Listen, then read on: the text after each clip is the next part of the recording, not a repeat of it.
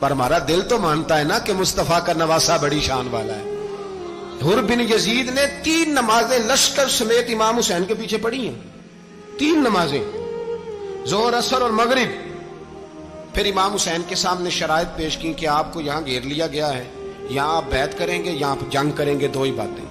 امام حسین نے فرمایا نہیں بھائی، بیعت تو میں نہیں کرتا، اس کے علاوہ تم جو کہتے ہو میں کرنے کو تیار ہوں۔ اس نے خط لکھا، عبید اللہ ابن زیاد کو ایک بندہ دوڑایا پیچھے کوفے، چند میل پہ کوفہ تھا، کہا وہ نہیں مان رہے، کیا کرنا ہے؟ تو حسین ابن علی ہے، میں زیادہ دیر انہیں روک بھی نہیں سکتا۔ انہوں نے پیغام دیا حر بن یزید کو کہ کرنا کچھ بھی نہیں، ان کا پانی بند کر دو، بلیک میل کرو، کھانا پانی نہیں ملے گا، چھوٹے چھوٹے بچے ہیں، خود ہی مان جائیں گے۔ حضرت امام علی مقام کے بارے میں حر کے پاس جب یہ پیغام آیا تو حر کہنے لگا میری طبیعت نہیں مانتی حسین پر پانی بند کروں۔